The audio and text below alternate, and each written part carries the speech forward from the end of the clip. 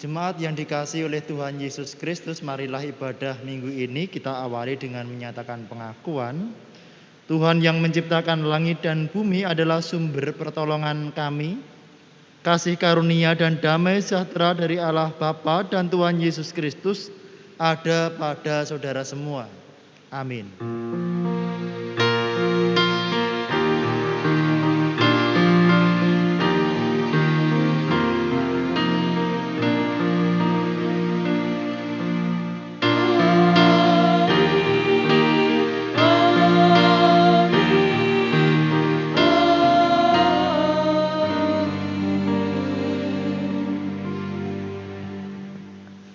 Jemaat dipersilahkan untuk kembali duduk.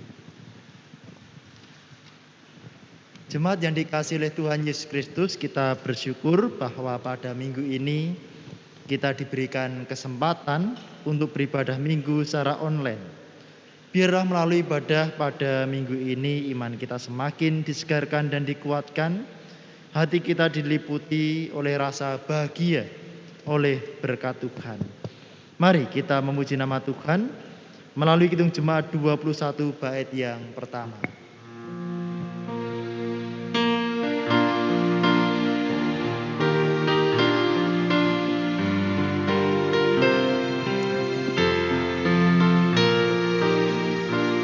Hari Minggu, hari yang mulia, itu hari Tuhanku.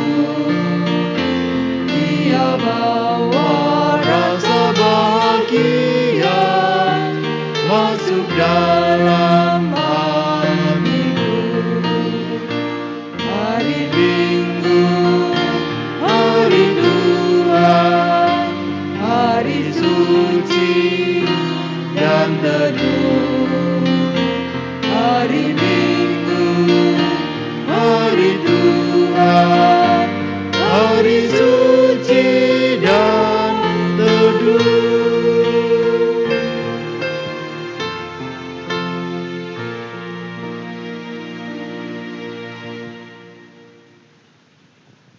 Mari kita menyatakan pengakuan dosa kita dengan bersama memperhatikan firman Tuhan di dalam kitab Injil Matius pasal 22 ayat 37 sampai 40. Jawab Yesus kepadanya, "Kasihilah Tuhan Allahmu dengan segenap hatimu dan dengan segenap jiwamu dan dengan segenap akal budimu. Itulah hukum yang terutama dan yang pertama. Dan hukum yang kedua yang sama dengan itu ialah, kasihilah sesama manusia seperti dirimu sendiri. Pada kedua hukum inilah tergantung seluruh hukum Taurat dan kitab para nabi." Kita menyadari bahwa kita belum bisa sepenuhnya menjalani hidup di dalam kasih. Tetapi kita percaya bahwa Tuhan selalu mengasihi kita, menuntun kita dan memampukan kita untuk menjalani hidup di dalam kasih. Marilah kita memuji nama Tuhan melalui Kidung Jemaat 38, bait 1 dan 2.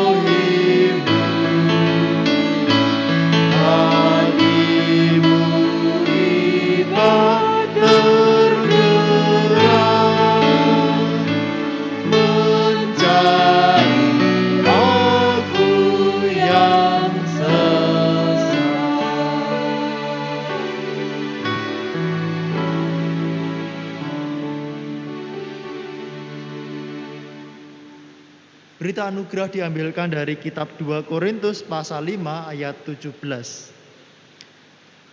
Jadi siapa yang ada di dalam Kristus, ia adalah ciptaan baru. Yang lama sudah berlalu, sesungguhnya yang baru sudah datang. Petunjuk hidup baru diambilkan dari kitab Galatia pasal 5 ayat 13. Saudara-saudara, memang kamu telah dipanggil untuk merdeka, tetapi janganlah kamu mempergunakan kemerdekaan itu sebagai kesempatan untuk kehidupan dalam dosa, melainkan layanilah seorang akan yang lain oleh kasih. Sebagai ciptaan baru di dalam iman kepada Tuhan Yesus Kristus, biarlah kehidupan kita menjalani kehidupan sebagai orang merdeka. Janganlah kita menghambakan diri ke dalam dosa. Sebagai orang merdeka adalah orang yang hidup di dalam melayani Tuhan, melayani sesama oleh kasih. Mari kita memuji nama Tuhan melalui Kidung Jemaat 58, bait 1 dan yang kedua.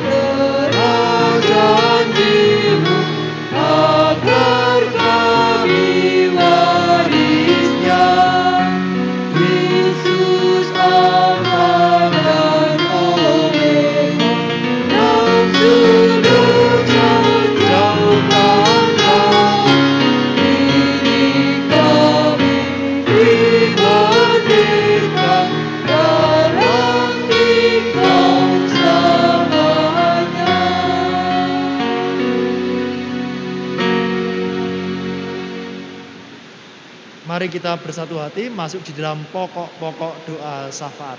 Mari kita berdoa. Di dalam ibadah minggu ini Tuhan, kami bersyukur kami bisa bersama-sama menjalani ibadah secara online. Tuhan, kami bersyukur untuk kasih setia Tuhan yang senantiasa memelihara kami, melindungi kami, menjauhkan kami daripada yang jahat. Ya Tuhan, di dalam saat doa ini kami pun berdoa secara khusus bagi saudara-saudara kami yang sakit. Kami berdoa untuk keluarga Bapak Ibu Gembong Mulyono, Bapak Ibu Dimas Prastio, Bapak Ibu Mulyoto, Bapak Ibu Sungkowo. Tuhan, kiranya Engkau memberikan berkat pertolongan, berkat kesehatan kepada keluarga-keluarga hamba-Mu ini. Biarlah mereka merasakan pertolongan Tuhan, kesehatan, pemberian Tuhan. Bapa dalam surga, juga kepada warga jemaat yang telah berusia lanjut, mereka yang terbatas aktivitasnya, kiranya Tuhan memberikan berkat pertolongan, kesehatan, kekuatan, sehingga mereka tetap bisa menjalani aktivitas dengan baik. Ada ucapan syukur yang melimpah dari dalam jiwanya. Bapa, kami juga berdoa untuk pelayanan gerejamu di GKJ Sabtu Mulyo ini.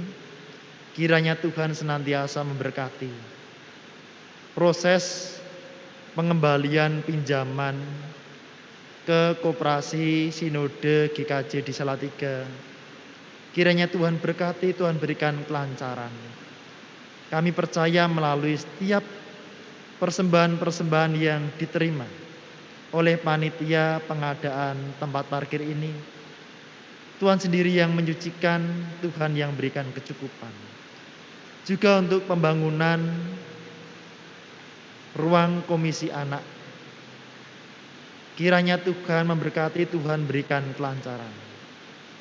Kami percaya ini adalah karya Tuhan dan Engkau memberikan kecukupan bahkan berlimpah melalui setiap persembahan yang mengalir untuk kebutuhan pelayanan gereja ini. Juga kami berdoa untuk penanganan, kepedulian untuk mengatasi pandemi COVID-19 ini. Ya Tuhan, berkatilah para pemimpin bangsa kami.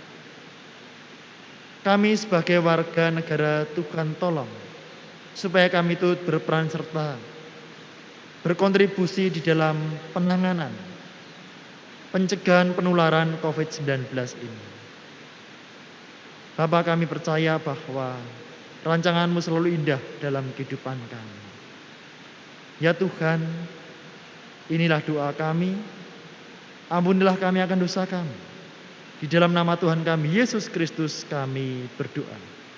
Haleluya. Amin.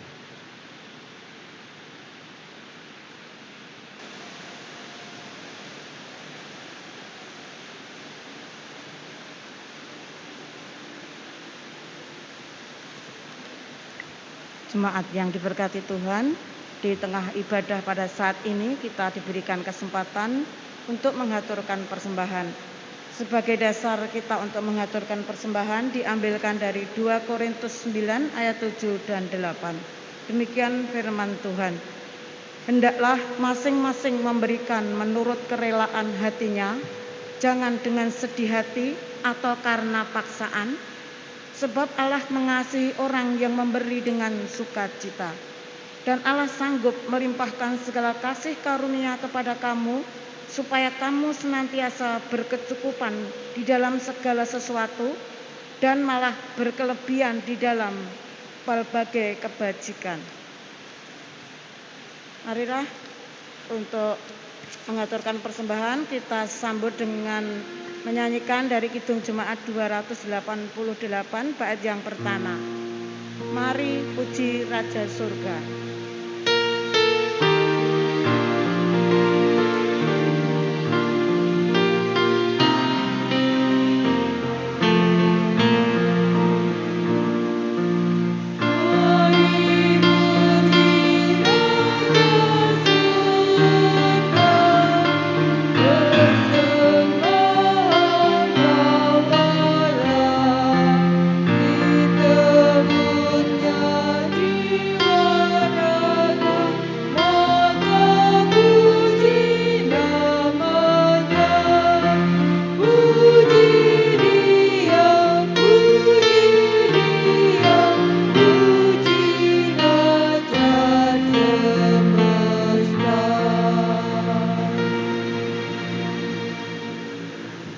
Jemaat dimohon untuk berdiri.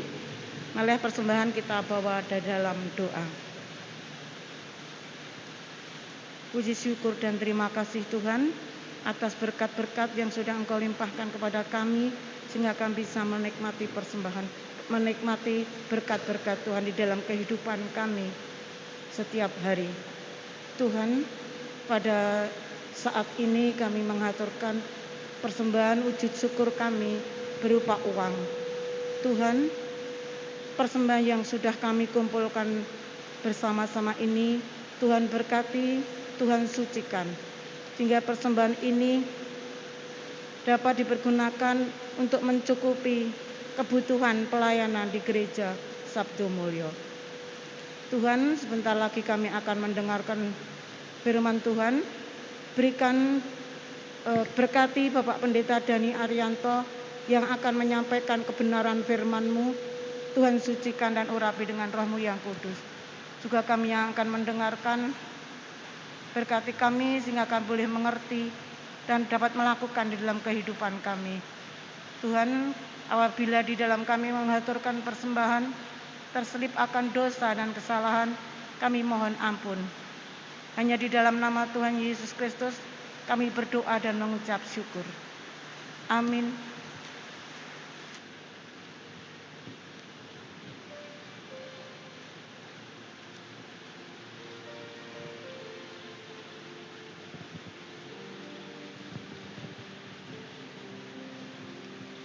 Jemaat yang dikasihi oleh Tuhan Yesus Kristus, marilah kita mendengarkan dan merenungkan firman Tuhan yang diambilkan dari kitab 2 Samuel pasal 18 ayat 5 sampai 9.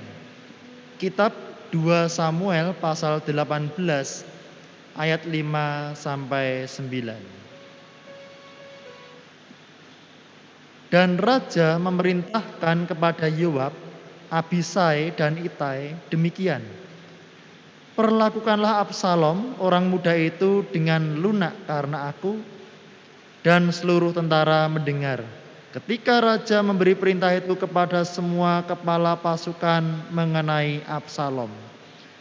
Lalu tentara itu maju ke padang menyerang orang Israel, dan terjadilah pertempuran di hutan Efraim.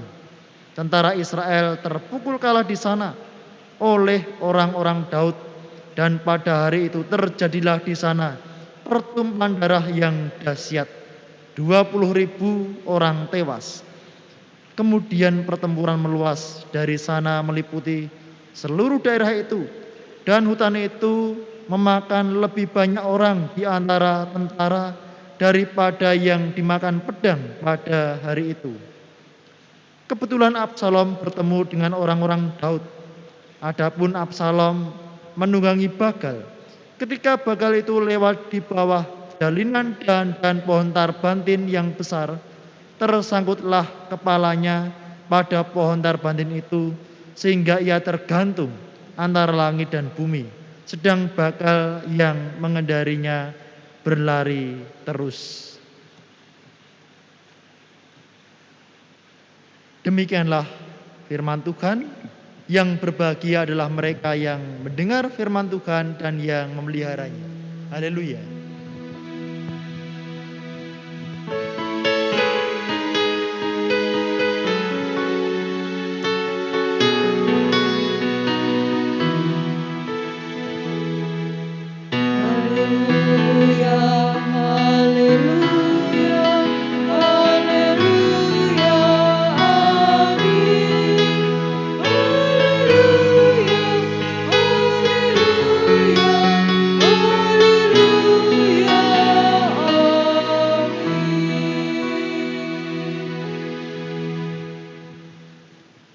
Bapak, Ibu, dan Saudara yang dikasihi oleh Tuhan Yesus Kristus, ketika kita mendengar istilah merdeka, merdeka seringkali dimaknai dengan kondisi yang bebas, tidak terikat, tidak di bawah pengaruh atau tidak di bawah kendali orang lain.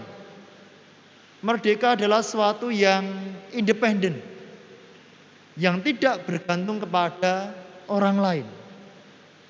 Tetapi pemahaman tentang istilah merdeka seperti di atas seringkali menjadi merdeka yang tidak terkendali. Merdeka tetapi kemudian tidak terkontrol. Artinya bebas melakukan apapun yang disukai, bebas melakukan apapun yang dikehendaki. Maka tidak heran jikalau sering kita mendengar berita di media sosial, ada orang yang dengan bebas memaki-maki orang lain, bebas melakukan tindakan diskriminasi. Beberapa waktu yang lalu, Bapak, Ibu, dan Saudara, kita dikejutkan di media sosial, diceritakan ada seorang dosen bernama dosen UI, inisialnya AA, yang mempertanyakan agama dari seorang atlet bulu tangkis yang sedang berlaga di Olimpiade Tokyo. Apa yang dikatakan oleh dosen tersebut di media sosial tentunya mengundang reaksi dari warganet yang luar biasa. Sebagian besar warganet menunjukkan rasa tidak suka atas apa yang diungkapkan oleh dosen tersebut karena dituding ini adalah suatu bentuk diskriminasi. Contoh yang lain, ada orang yang merasa bebas.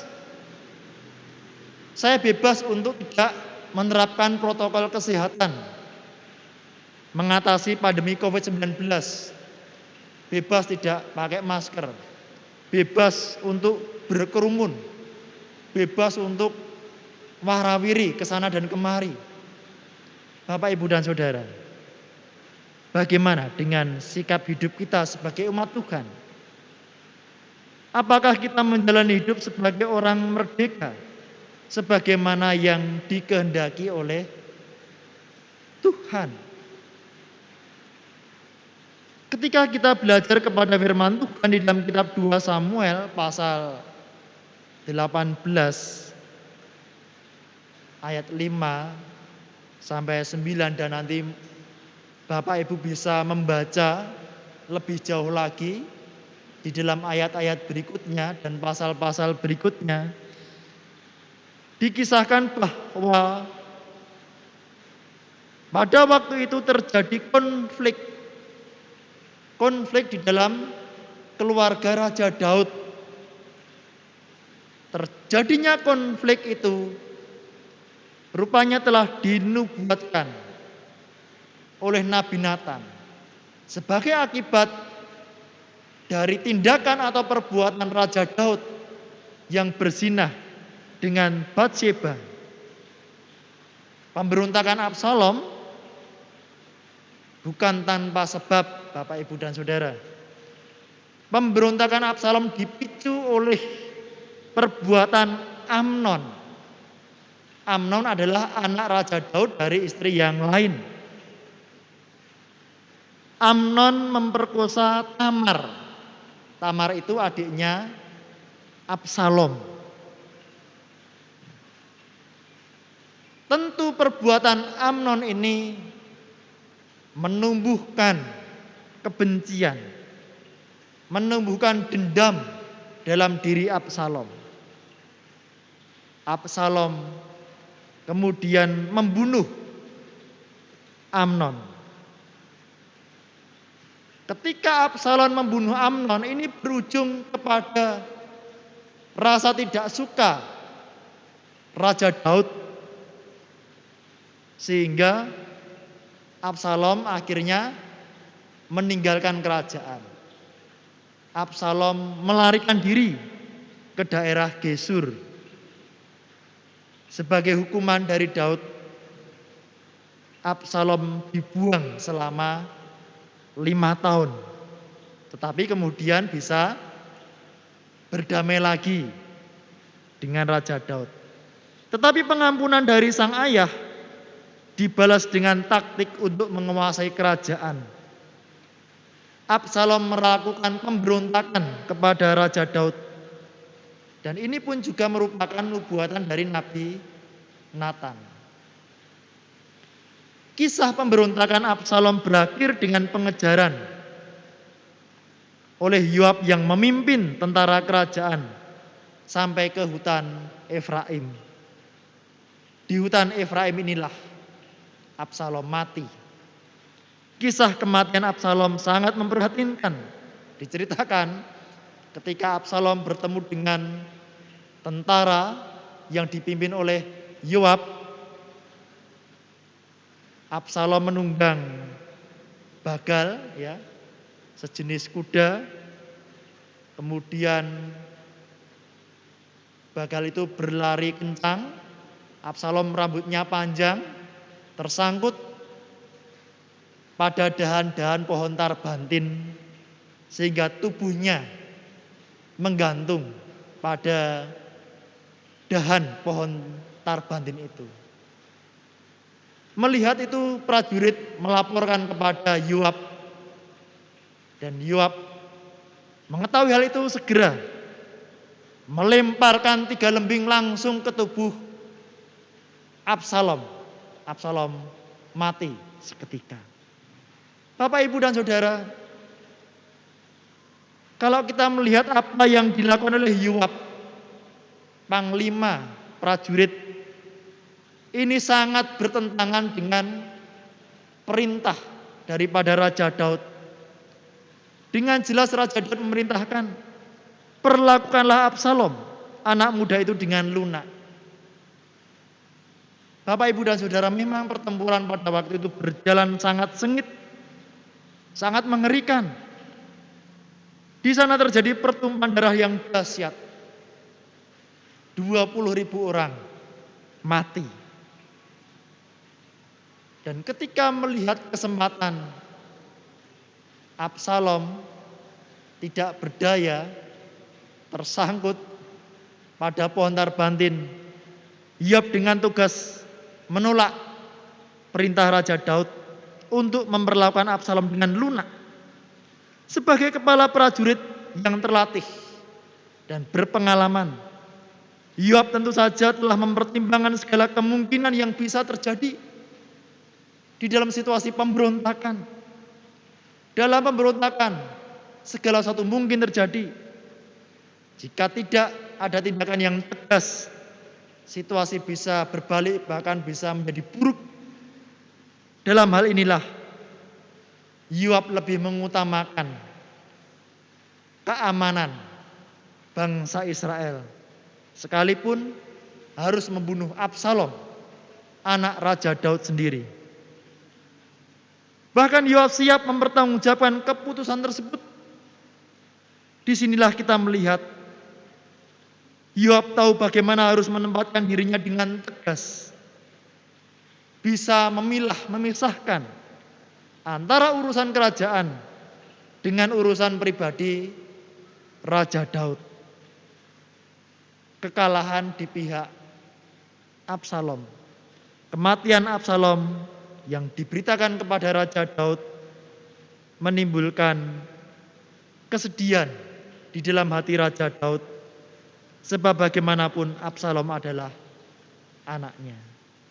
Bapak, Ibu, dan Saudara yang terkasih, Yoab sebagai kepala prajurit telah menjalankan tugasnya untuk mengamankan bangsa Israel dari pemberontakan Absalom, sekalipun ia adalah anak Raja Daud sendiri.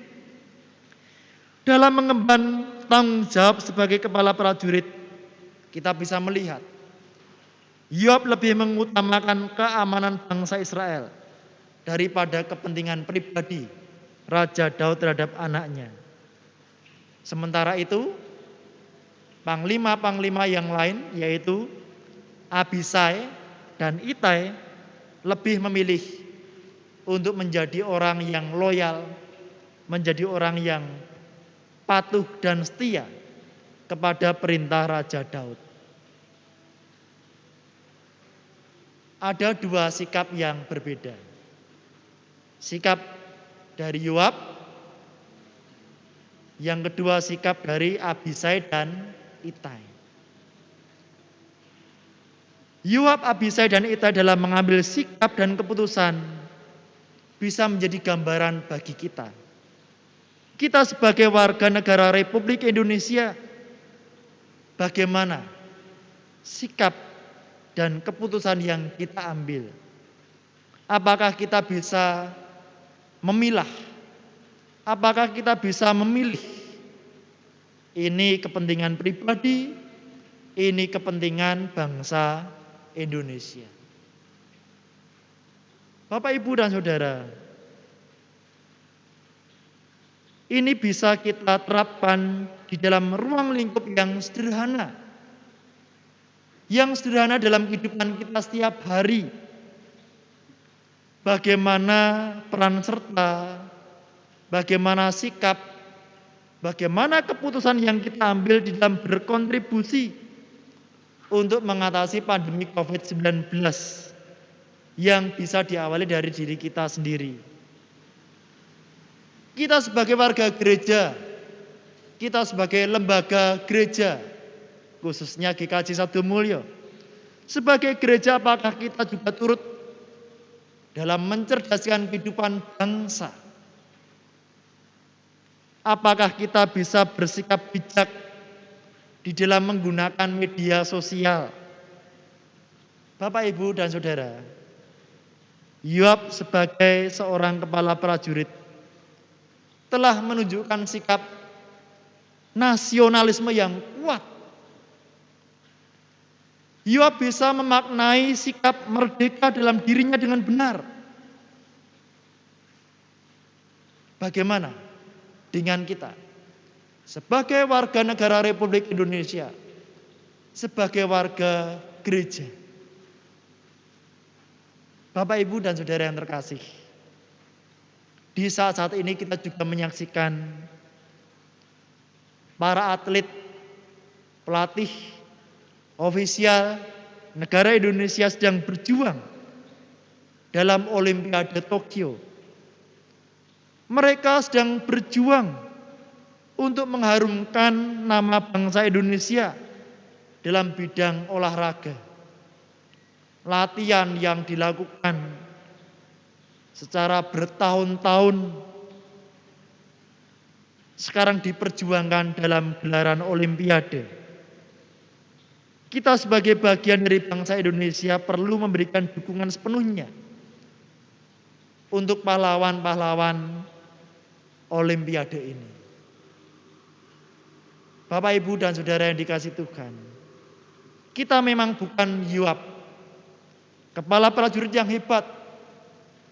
Kita juga bukan atlet yang sedang berlaga di Olimpiade. Tetapi kita ini adalah pelayan-pelayan Tuhan. Kita ini adalah pelayan-pelayan Tuhan yang sedang bekerja untuk memberikan pelayanan yang terbaik bagi kemuliaan nama Tuhan melalui kehidupan berbangsa dan bernegara. GKJ Sabdo Mulyo berkomitmen tentunya untuk terus berupaya menjalankan, mengembangkan pelayanan sekalipun di tengah pandemi COVID-19. Mari kita sebagai warga negara Republik Indonesia, kita sebagai warga gereja, mari kita pun memberikan dukungan sepenuhnya untuk kemajuan bangsa dan negara Indonesia, untuk karya Tuhan melalui GKJ Sabdo Mulyo ini. Tuhan memberkati Bapak, Ibu, dan Saudara. Amin. Mari kita bersatu hening sejenak.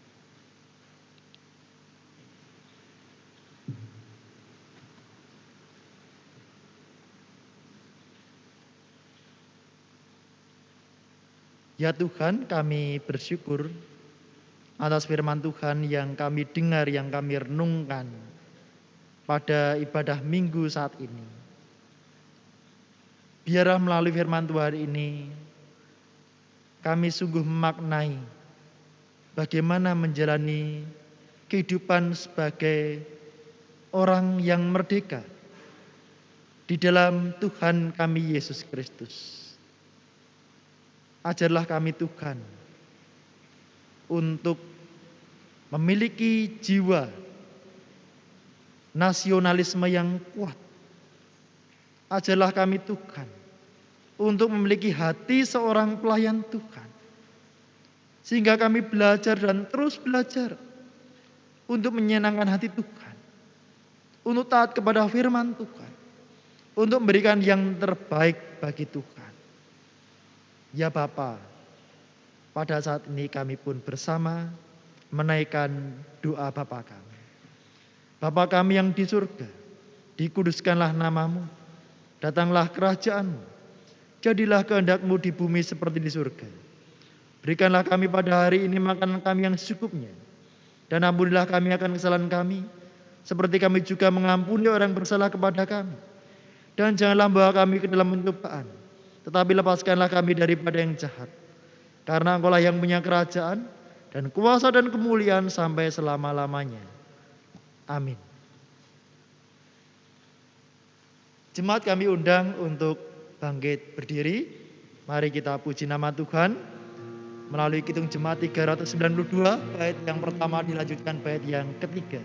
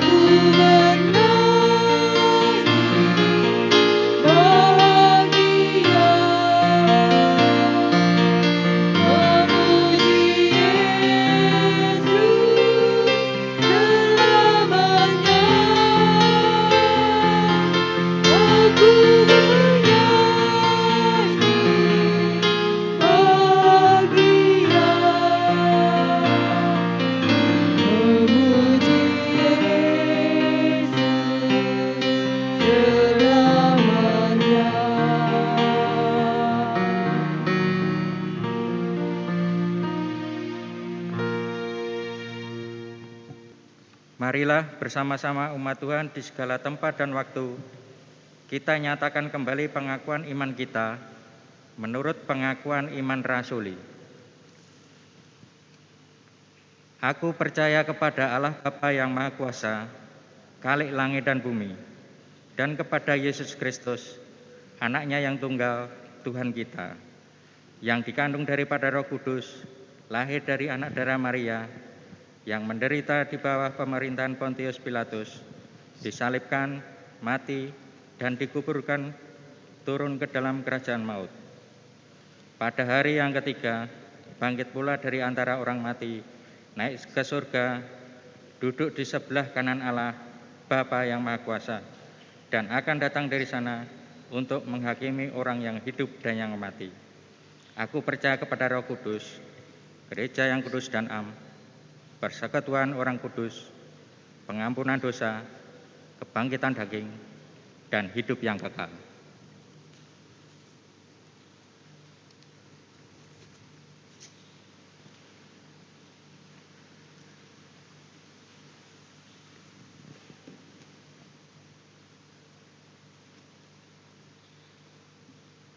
Jemaat yang dikasihi oleh Tuhan Yesus Kristus, arahkanlah hatimu kepada Tuhan Allah. Jadilah saksi Kristus dimanapun engkau ditempatkan. Oleh karena itu, terimalah berkat Tuhan. Tuhan memberkati engkau dan melindungi engkau. Tuhan menyinari engkau dengan wajah-Nya dan memberi engkau kasih karunia. Tuhan menghadapkan wajah-Nya kepadamu dan memberi engkau damai sejahtera. Amin.